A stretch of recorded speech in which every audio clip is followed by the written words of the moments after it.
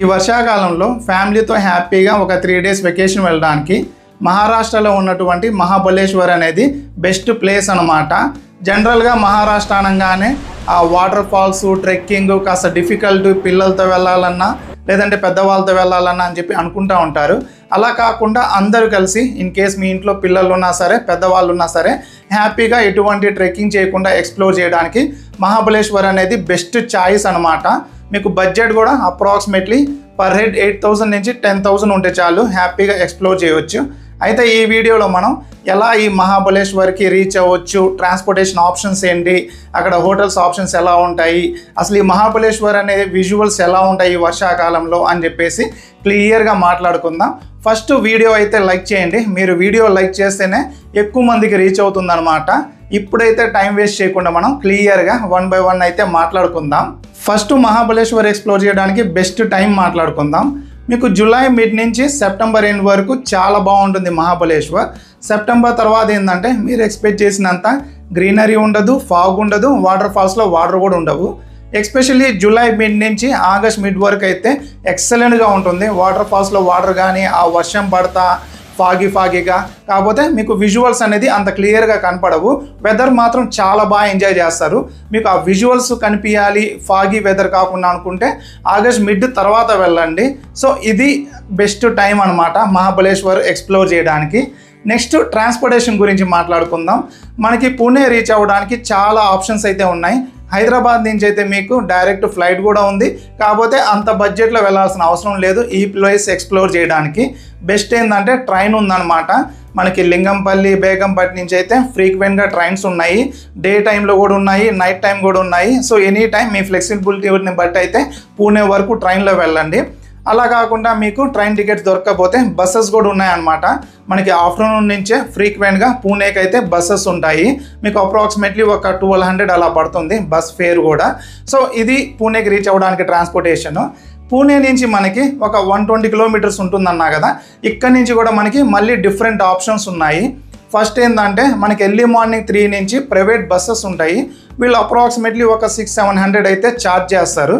Next option ఏంటంటే బడ్జెట్లో వెళ్ళాలి, సోలోగా వెళ్తూ ఉంటారు కదా కొంతమంది, వాళ్ళకి గవర్నమెంట్ బస్సెస్ ఉంటాయి మహారాష్ట్రవి. అక్కడ ఆర్టీసీ బస్ స్టాండ్ ఉంటుంది కదా, అక్కడి నుంచి అయితే మీరు వెళ్ళిపోవచ్చు. పెద్ద టికెట్ ఫేర్ కూడా తక్కువే ఉంటుంది. తర్వాత ఏంటంటే క్యాబ్ అనమాట. ఇది బెస్ట్ ఆప్షన్ ఇన్ కేస్ మీరు మినిమం ఒక 3 మెంబర్స్ ఉన్నారనుకోండి. ఇక్కడ నుంచే మీరు రైల్వే స్టేషన్ నుంచే క్యాబ్ మాట్లాడుకోండి. ఎందుకంటే మహారాష్ట్రలో మీరు మళ్ళీ ఎక్స్ప్లోర్ చేయాలంటే అక్కడ క్యాబ్ మినిమం 3,000 ఛార్జ్ చేస్తారు. సో మినిమం 2 డేస్ మాట్లాడుకున్నా మీకు 6,000 అవుతుంది. ఇన్ కేస్ మీరు బస్సులో వెళ్ళారనుకోండి, పోను టికెట్ ప్రైజెస్, రాను టికెట్ ప్రైజెస్, మళ్ళీ రైల్వే స్టేషన్ నుంచి ఆ బస్ వరకు క్యాబ్, ఇవన్నీ కలుపుకుంటే మోర్ దాన్ 10,000 అవుతుంది మీకు. అటువంటప్పుడు మీరు క్యాబ్ బుక్ చేసుకున్నారనుకోండి, ఇది చూపిస్తున్నా కదా సఫారియో ఏదో యాప్, నాకు గుర్తులేదు, నేనైతే దీంట్లోనే బుక్ చేసుకున్నాను. అప్రాక్సిమేట్లీ ఒక 10,000 నుంచి 11,000 అవుతుంది. 3 డేస్ కంప్లీట్గా వెహికల్ మీ చేతిలో ఉంటుంది. మధ్యలో విజువల్స్ చూడాలన్నా ఎక్కడ వెళ్ళాలన్నా కూడా మీకు ఫ్లెక్సిబుల్గా ఉంటుందన్నమాట. నేనైతే మినిమం 3 మెంబర్స్ ఉంటే పూణే నుంచి క్యాబ్ మాట్లాడుకోవడం బెస్ట్ అనుకుంటా. ఇలా కాకుండా ఇంకా వేరే ఆప్షన్ అనుకుంటే బైక్ రెంటల్స్ ఉంటాయి పూణే నుంచి. కాకపోతే కాస్త జాగ్రత్తగా వెళ్ళాలి ఈ వర్షాకాలంలో అయితే, ఎస్పెషల్లీ జూలై ఆగస్ట్లో. ఇన్ కేస్ కపుల్స్ మీరు బడ్జెట్లో ఎక్స్ప్లోర్ చేయాలనుకున్నా, సోలో వెళ్ళాలనుకున్నా కూడా పూణేలో బైక్ రెంటల్స్ తీసుకొని హ్యాపీగా వెళ్ళి రిటర్న్ అయ్యి అక్కడ బైక్ ఇచ్చేయండి. ఇవి డిఫరెంట్ ఆప్షన్స్ అన్నమాట మనం మహాబలేశ్వర్కి రీచ్ అవ్వడానికి. సో అలా మీరు మహాబలేశ్వర్ రీచ్ అయ్యేంత వరకు అయితే నాకు తెలిసి ఆఫ్టర్నూన్ టైం పట్టవచ్చు. కొంతమందికి 3 కూడా దాటిపోతుంది మీరు తీసుకునే ట్రాన్స్పోర్టేషన్ని బట్టి. ఏదో ఒక హోటల్ అయితే తీసుకోండి. హోటల్కి మనకి 2 ఆప్షన్స్ ఉన్నాయి. ఒకటి పాంచ్గని ఒక ఊరు ఉంటుంది, మహాబలేశ్వర్ కన్నా ముందు వస్తుంది అనమాట. సెకండ్ మహాబలేశ్వర్. మీకు కాస్త లగ్జరీగా ప్రశాంతంగా ఉండాలి అనుకుంటే పాంచ్గని బెస్ట్ అనమాట. కాస్త రేట్స్ కూడా ఎక్కువ ఉంటాయి. అలా కాకుండా అన్ని ప్లేసెస్ దగ్గరలో ఉండాలి, హ్యాపెనింగ్ ఉండాలి, కాస్త బడ్జెట్లో హోటల్స్ ఉండాలి అనుకుంటే మహాబలేశ్వర్లోనే తీసుకోండి. నేనైతే మహాబలేశ్వర్ టౌన్ కన్నా ముందే తీసుకున్నాను అనమాట. రోడ్డు మీదే హోటల్ కూడా బాగానే ఉంది, చూస్తున్నారు కదా. ట్రీబో ఐస్బర్గ్ అనుకుంటా. నేను లాస్ట్ ఇయర్ వెళ్ళాను కదా, అందుకు నేమ్స్ కరెక్ట్గా గుర్తులేవు. నాకు 1500 అలా పడింది పర్ డేకి. ఫ్రీ బ్రేక్ఫాస్ట్, ఏసీ, క్లీన్గా ఉంది, కార్ పార్క్ చేసుకోవడానికి కూడా అంతా నీట్గా ఉందన్నమాట రోడ్డు మీదే. సో ఇలా మీ ఫ్లెక్సిబిలిటీని బట్టి అయితే ఏదో ఒకటైతే బుక్ చేసుకోండి. కాకపోతే మినిమం అయితే మీకు మంచి హోటల్ కావాలనుకుంటే 2 డేస్కి 3,000 రూపీస్ మినిమం పడుతుంది. 2,000లో అలా ఉంటాయి, కానీ ఫ్యామిలీకి అంత ఫ్లెక్సిబిలిటీగా ఉండవు అనమాట. ఇది హోటల్ డీటెయిల్స్. సో ఇప్పుడు ప్లేసెస్ ఎలా ఎక్స్ప్లోర్ చేయాలి మాట్లాడుకుందాం. వీడియో స్టార్టింగ్లో చెప్పినట్టు ఇక్కడ మనకేందంటే ఓన్లీ క్యాబ్ ఆప్షన్ ఉంటుంది. పర్ డే 3000 రూపీస్ ఛార్జ్ చేస్తారు. ఇన్ కేస్ మీరు సింగిల్ ఉంటే అంత వర్త్ కాదు. అలాంటప్పుడు మీరు బైక్లో రాండి, లేదంటే మీకు బడ్జెట్ అయితే చాలా ఎక్కువ అయిపోతుంది. మీరు లోకల్ క్యాబ్లో వెళ్ళినా లేదంటే పూణే నుంచి క్యాబ్ తీసుకెళ్ళినా కూడా మీరు ఏ ప్లేసెస్ విజిట్ చేయాలని చెప్పేసి వరి కాకండి. వాళ్ళకి తెలుసు, వాళ్ళు ఏ ప్లేస్ కూడా స్కిప్ చేయరు అనమాట. ఎందుకంటే అన్నీ పక్కనే ఉంటాయి. మీరు ఫోకస్ చేయాల్సింది ఏంటంటే ఇన్ కేస్ మీరు ఆగస్టు సెప్టెంబర్లో వెళ్తే ఎలా ఉంటాయో ప్లేసెస్ అవి చూడండి.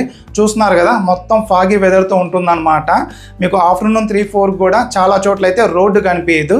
ఇన్ కేస్ మీకు వ్యూస్ కావాలి, ఈ ఫాగీ వెదర్ ఇది కాదు అనుకుంటే సెప్టెంబర్ తర్వాత వెళ్ళండి. ఆగస్టు సెప్టెంబర్లో ఏంటంటే మీకు లక్ని బట్టి వ్యూస్ కనిపిస్తాయి, కానీ వెదర్ మాత్రం చాలా బాగుంటుంది. అండ్ మెయిన్ ప్లేసెస్ గురించి మాట్లాడుకుంటే ఫస్ట్ వెన్నా లేక్.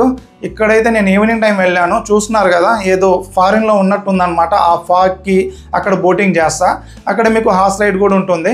ఇంకా వాటర్ ఫాల్స్ మాట్లాడుకుంటే లింగమల్ల వాటర్ ఫాల్స్ ఉంది. నేను ఆగస్టు మిడ్లో వెళ్ళాను, అప్పుడు కూడా వాటర్ లేవు. జూలైలో అయితే చాలా బాగుంటాయి. కాకపోతే అక్కడ ఇంకో చిన్న వాటర్ ఫాల్ ఉంది. అక్కడైతే చిన్న పిల్లలు కానీ లేదంటే ఫ్యామిలీలో లేడీస్ ఉన్నా చాలా బాగా ఎంజాయ్ చేస్తారు. అది ఇంకోటి ఏంటంటే కృష్ణా రివర్ ఉంది కదా, మన విజయవాడలో ఉన్నటువంటి రివర్. అది పుట్టింది కూడా ఈ మహాబలేశ్వర్లోనే అనమాట. ఇక్కడ ఒక 5 టెంపుల్స్ ఉంటాయి. ఇది one of the famous place. అలాగా ఆథర్స్ పాయింట్ అని చెప్పేసి, ఎలిఫెంట్ పాయింట్ అని చెప్పేసి ఇవన్నీ కూడా మీకు ఫాగీగా ఉంటాయి అన్నమాట. రిటర్న్ వచ్చేటప్పుడు మీరు కావాలంటే కొన్ని వ్యూ పాయింట్స్ ఉంటాయి. మీకు అవన్నీ కూడా లోకల్ క్యాబ్ డ్రైవర్సే చూపిస్తారు. అన్నీ కూడా చాలా బాగుంటాయి. ఈ 2 డేస్లో హ్యాపీగా మనమైతే ఎక్స్ప్లోర్ చేసేయవచ్చు. అలా ఒక 2 డేస్ ఎక్స్ప్లోర్ చేసుకొని మీరు పూణే రీచ్ అయిపోయి అక్కడి నుంచి ట్రైన్ తీసుకొని హైదరాబాద్కి అయితే వచ్చేయచ్చు. ఓవరాల్గా మీకు ఒక మినిమం అయితే 3 డేస్ కావాలి. బడ్జెట్ మాట్లాడుకుంటే మీరు 4 మెంబర్స్ అలా వెళ్ళారనుకోండి, అప్రాక్సిమేట్లీ ఒక 8000 అలా ఉంటే పర్ హెడ్ సరిపోతుంది. ఒక 3 మెంబర్స్ అయితే 10,000 అలాగా. అలాగే సోలో సింగిల్ వెళ్ళినప్పుడు మీరు తీసుకునే హోటల్ని బట్టి బైక్ని బట్టి 10,000 నుంచి 12,000 కూడా అవ్వచ్చు అనమాట. ఇది ఓవరాల్గా మహాబలేశ్వర్ గురించి. ఐ హోప్ నేను మొత్తం ఇన్ఫర్మేషన్ అయితే క్లియర్గా కవర్ చేశాను అనుకుంటున్నాను. స్టిల్ మీకు ఏమైనా డౌట్స్ ఉంటే నా ఇన్స్టాగ్రామ్ ఐడి ఇస్తే అక్కడ టెక్స్ట్ చేయండి. అండ్ ఫస్ట్ వీడియోని అయితే లైక్ చేయండి. అలాగే మన ఛానల్ అయితే సబ్స్క్రైబ్ చేసుకోండి. Thank you for watching.